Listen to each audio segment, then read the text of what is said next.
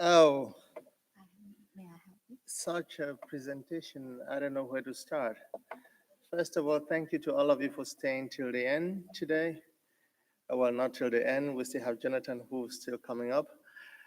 Um, this topic, before I start, I want to say thank you to the IPrA organizers, the board for inviting me, and also to Winnie and Amos and all of those on the ground here in Hong Kong for helping me out with the visa process.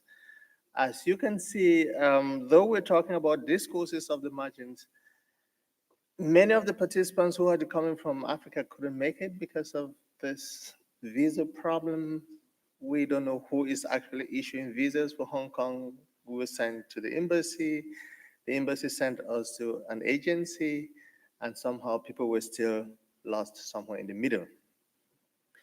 All right. The issue of post-colonial pragmatics and what I'll be talking about today is something that has been close to my heart for a while. But listening to the talks at this conference is gotten even closer, and I look forward to working on that even more. All right. For a long time, post-colonial discourses occupy the margins of pragmatic analysis. This is not the first time we're hearing this. It's been said before. But somehow, unfortunately, not much has been done to move the debate anywhere beyond that. If they were studied at all, they were somehow forcefully looked upon or looked at through the lenses of Western theories. As you will bear with me from publications in many of the journals we know, Goffman is always quoted for everything about faith. Brown and Levinson, we have Stephen here about everything politeness and faith. We all do it, I do it as well. Blumkolker and others, and the Cross Cultural Speech and Realization Project about everything cross cultural, intercultural, pragmatics, and of course, many of the others who were there from a long time ago have also been named and quoted along. These discourses, I will show, were viewed through Western lenses, and the lenses of the Western theories generally tend to be monolingual, monocultural, and somehow are strongly biased towards Anglo cultures. So, right up to the mid 2000s, a lot of these studies that we've seen use these approaches. I have a few examples here. Moye looked at politeness and face in Igbo in Nigeria. Descartes, Elizabeth Descartes in South Africa did a lot of work on Zulu from that perspective as well. Anderson on request in Ghana, and Egner on promise, the speech act of promise in Ivory Coast. But though these ones that I've quoted, I could also quote Luanga Lumu and Kasanga, though they apply these approaches, they somehow realized that they were somehow not completely suitable for the discourses they were trying to describe. And they raised this. Let's look at what they say about some of these Western theories they're trying to describe, they're trying to use to investigate the discourses of post-colonial countries. We start with Moye on face among the Igbo. He looked at face in Igbo, and his main analytical framework was Brown and Levinson's politeness theory, and especially face. And Moye wrote that Brown and Levinson's view of politeness, especially their notion of negative face and the need to avoid imposition, does not seem to apply to the egalitarian Igbo society, in which concern for group interest rather than atomistic individualism is the expected norm of behavior. That was 1992, and of course, this is still true for today. Why he said this, based on his data, is because the notion of face in Igbo has a dual manifestation. It could apply to a group as well as could apply to an individual. But if you look at the data we've analyzed over time, the individual aspect only counts as much as the group aspect is factored in. So, being unable to strictly apply the facets of individual-based politeness to Igbo, Moye tried to come up with glosses for politeness in the Igbo language, and he came up with this expression, Iksi Igbo Omume, which means good behavior. And as you can see, focus is on behavior. And if you all remember, the Western pragmatic notions are not based on behavior, but rather verbal behavior. So it's about speech, spoken, verbalized behavior. This means that in the Igbo tradition, a nice looking young man who speaks so nicely but beats up everyone around him would not be treated as polite, because verbal behavior and physical behavior don't match. All right, now the question is, why search for glosses if the phenomena do not exist in the culture? Why not just call it the way it is and then go on to study it? This is the starting point of post-colonial pragmatics. If we move to the next example with the card from South Africa among the Zulu, she also tried to apply Brown and Levinson, but ended up complaining that the first construct remains of interest, but the analysis of Zulu politeness, for the analysis of Zulu politeness, it must be revised and adapted to suit the Zulu social structure.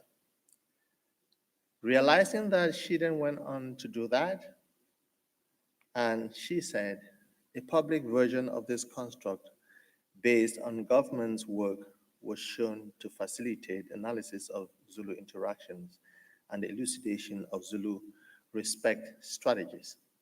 And you realize also that she moves away from politeness and talks rather about respect. We'll see this much later. So, to be able to do this, she didn't just look for glosses. She actually said, okay, this is time to come up with, to look at the concepts that exist in the Zulu cultures, the Southern African cultures, and she came up with Ubuntu, the notion of being considerate to others out of solidarity as humans. And Lonifa, that's the verbalized and also the non-verbalized respect-based avoidance. Again, respect keeps coming up. And it's not only verbalized, but it's also non-verbalized. All right, to be able to explain the centrality of these concepts to communication in Southern African cultures, she then introduced the term or the noun in Lonifor, which is derived, Lonifas rather, which is derived from Lonifa, and it's again about respect and politeness. If we move on to the next example, Egner, she worked on the speech act of promise in Ivory Coast, and she tried to apply the cross-cultural pragmatic approach and Searle's notions of felicity, but she realized that whereas Western pragmatics or Western promises are speaker-oriented, they are commissive acts. The speaker commits to do something irrespective of what the hearer thinks, and the speaker tries to abide by some felicity and sincerity conditions. On the contrary, the Ivorian, and she extends it to the African polite promise, is mainly hearer-oriented, with its emphasis on the expression of cooperativeness and respect, again, of the hearer's desire. And her paper came out of an encounter she had with one of her collaborators who promised to attend a ceremony, and in the course of the same conversation said, oh, by the way, tonight I'm leaving for Europe, and the ceremony was tomorrow. But he said he would attend. He promised to attend. And that promise was not bound by sincerity or felicity conditions, but simply by that desire to show cooperativeness and um, to show that if I were here, I would certainly come. That said, so the speaker, what the speaker thinks, and the speaker's intention and felicity don't count. What counts is how these support the hearer. Overall, we could say that, like many other pragmatic phenomena, the notion of phase, we could say this for all the other concepts, is actually found to wear different cultural faces. Okay, somehow that's our entry point to show that whereas we have theories which have been treated as mainstream at the center, they are not always sufficient to analyze, to investigate discourses that are not produced in that center, discourses that come from the margins. What am I doing today? I want to accentuate the insufficiency of Western pragmatic theories to post-colonial discourses. I want to illustrate how these discourses could be more appropriately approached using emic theories like post-colonial pragmatics, which I'll explain in a short while. And lastly, I want to highlight, using a number of illustrative examples, how components like age, gender, sociocultural norms, religion, kinship relations are important in understanding speakers' choices during communication, especially in post-colonial contexts.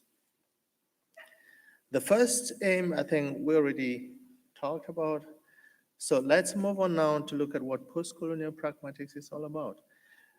Dick, Jenny, and myself started looking at this when I was doing my PhD sometime in the early 2000s in Munich.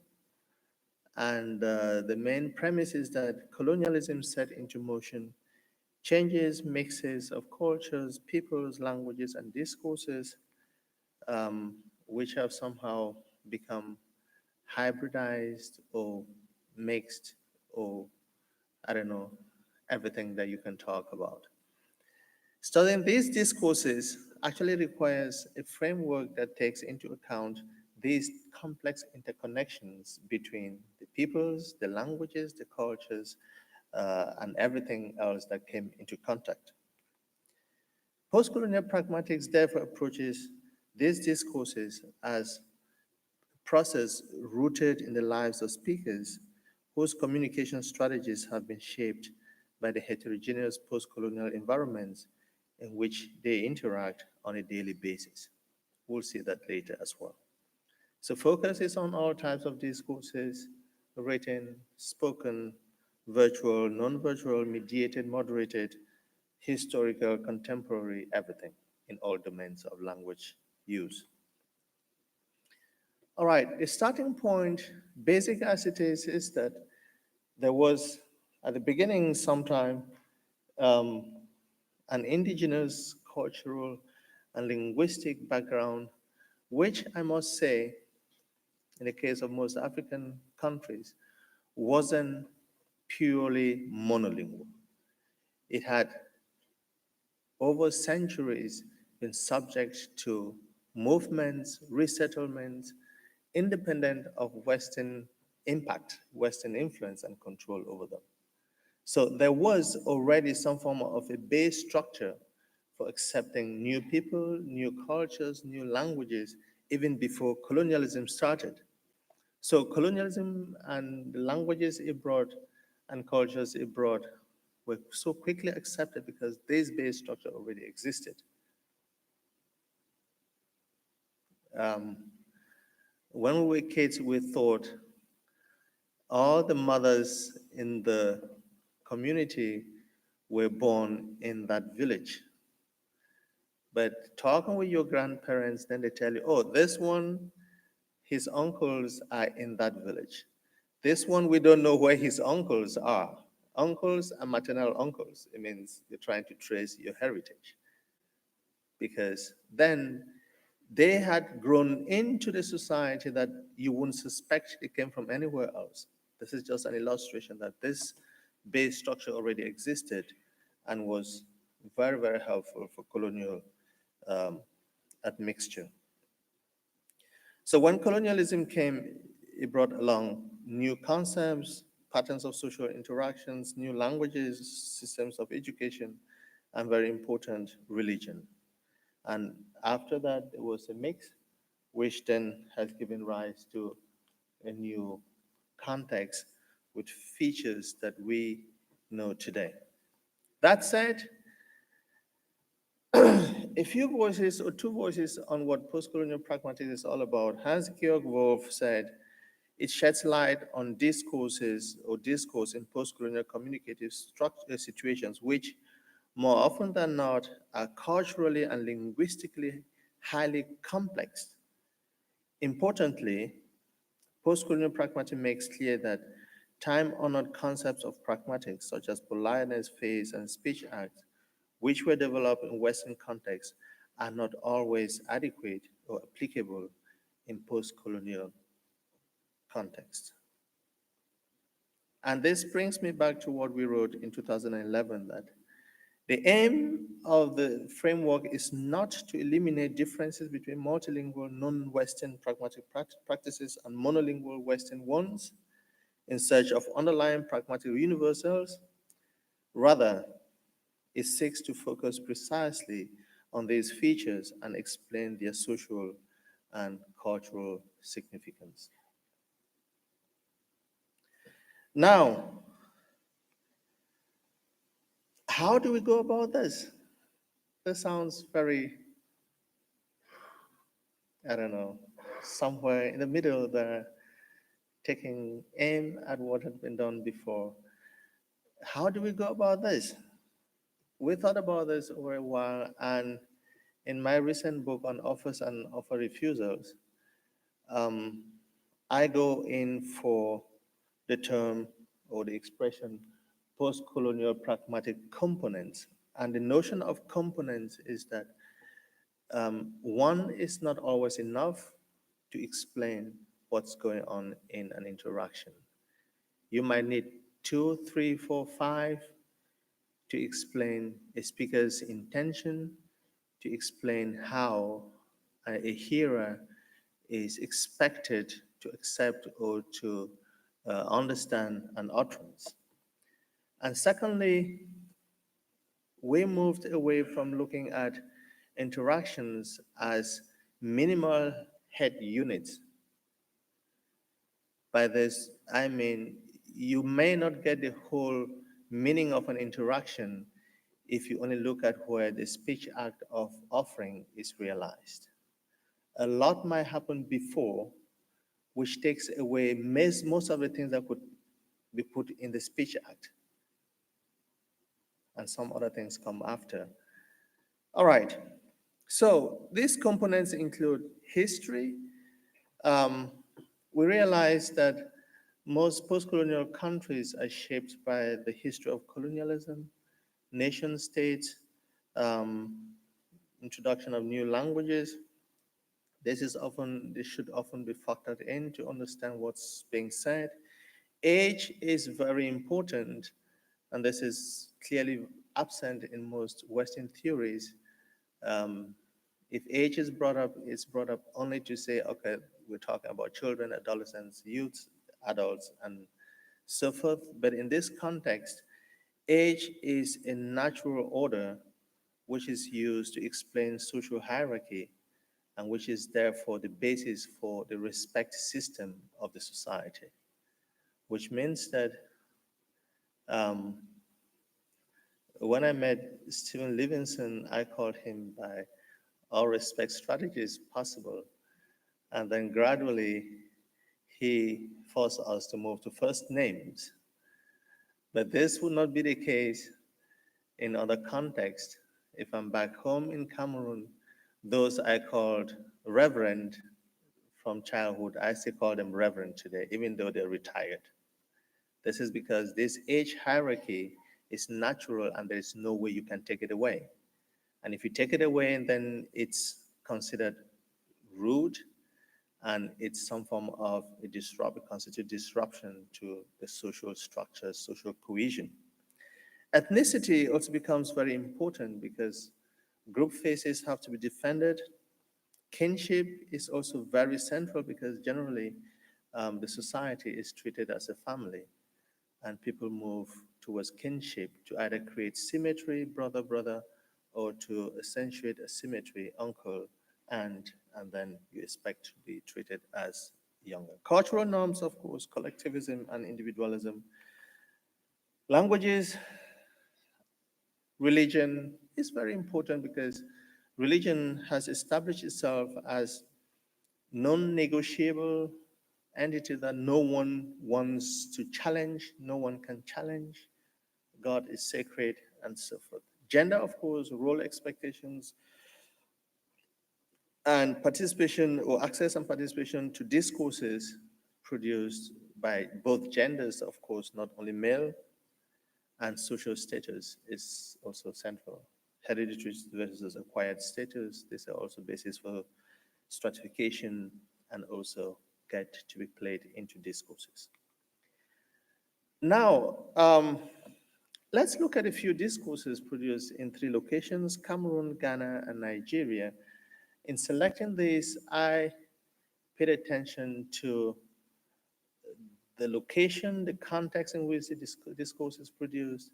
I paid attention to the participants involved and also the medium, written versus spoken. And I do this because post-colonial pragmatics will remain a little bit vague on the surface, but I wanted to see how we could combine several components to understand discourses. All right, the first is an interaction in an open market in Yaoundé. This was recorded by my friend Bernard Moulou Farinkia. It takes place in French. We have 2 female vendors in an open market, and then there is a potential buyer who is walking towards them, and the first woman,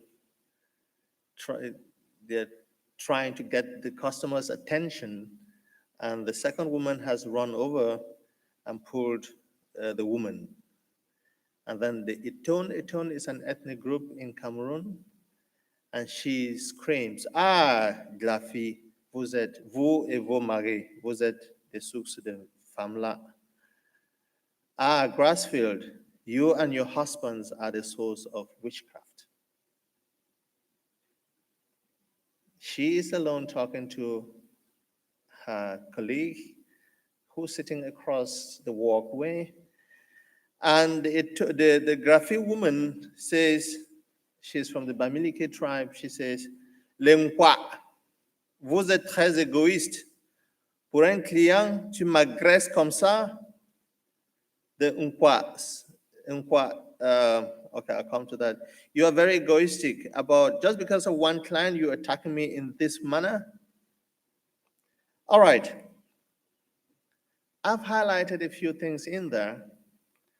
The first thing is that we could look at the ethnicity dimension there. These are 2 women who know each other because they are in the market every day. The insults are not directed at them as individuals. They go beyond the individual to attack the group. She calls her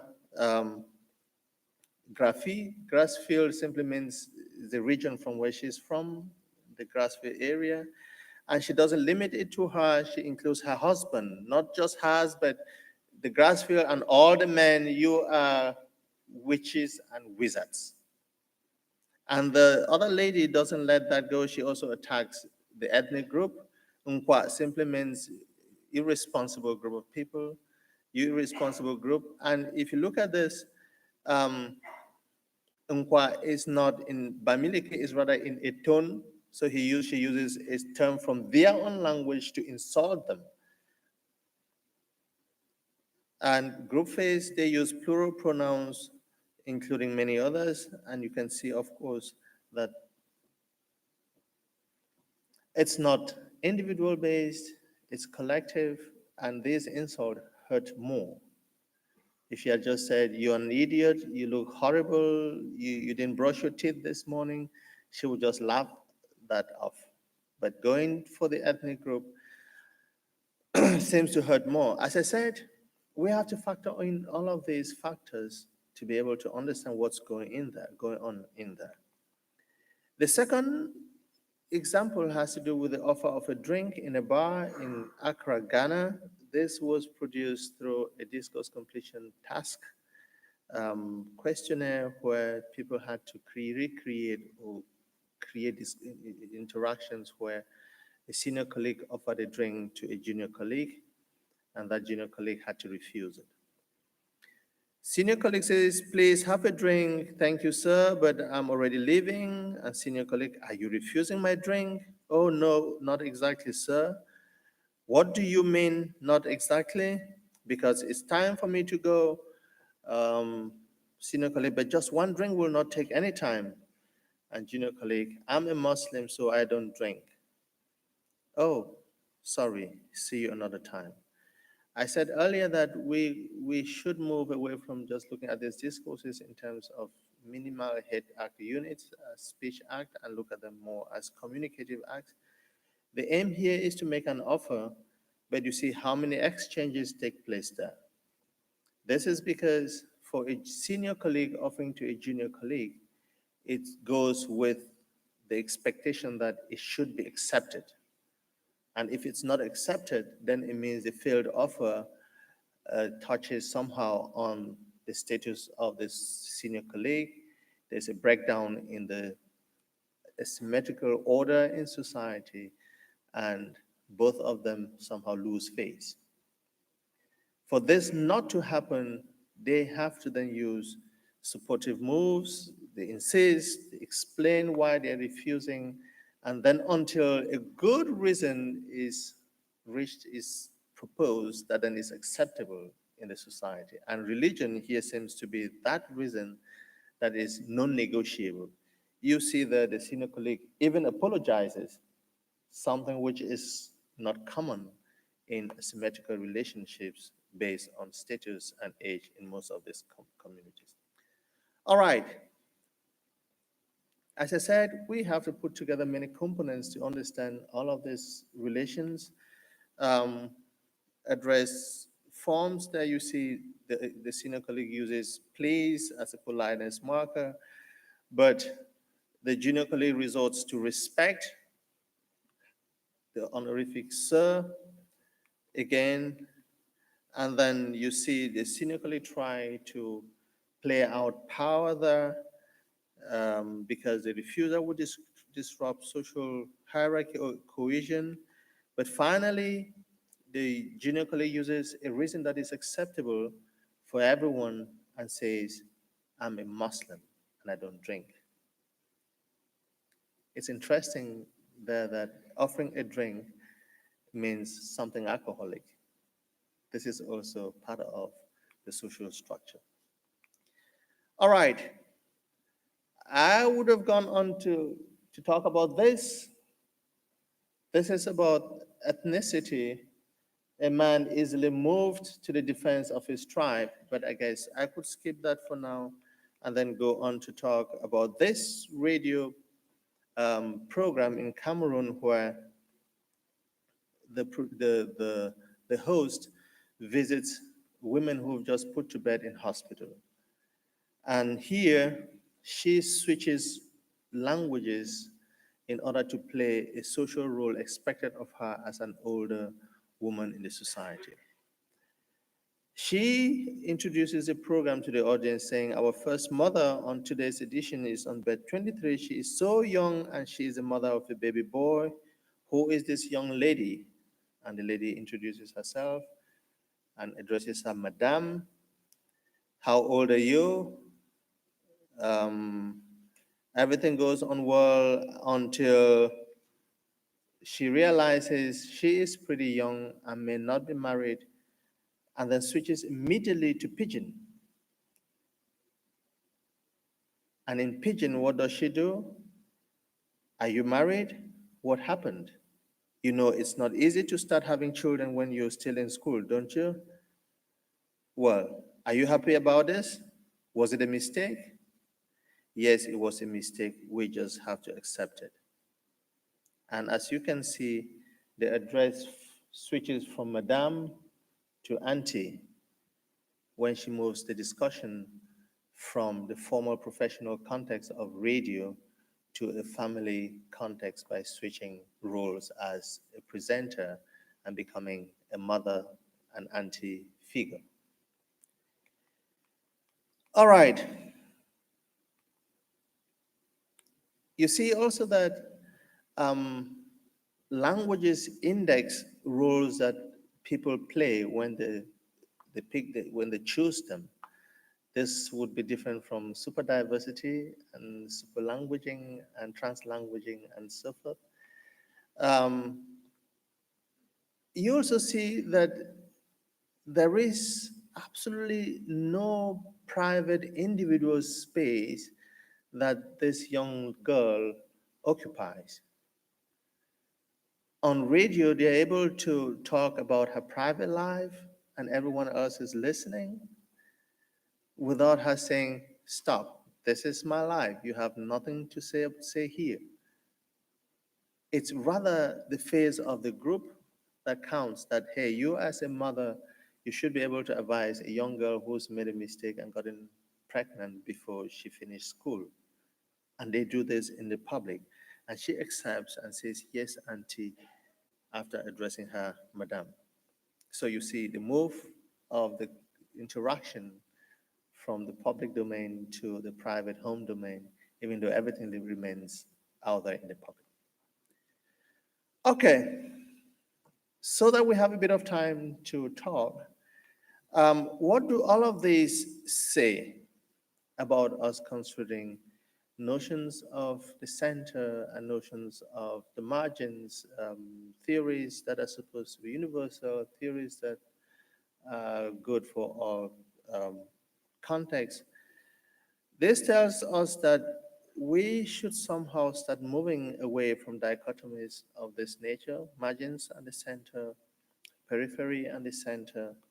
We should consider discourses as belonging to their own context legitimately. We should adopt or design frameworks that are based on the specimens and structures of the societies. And finally, we should think of getting out of the comfort zones that our well-established theories offer to face new ones. Thank you.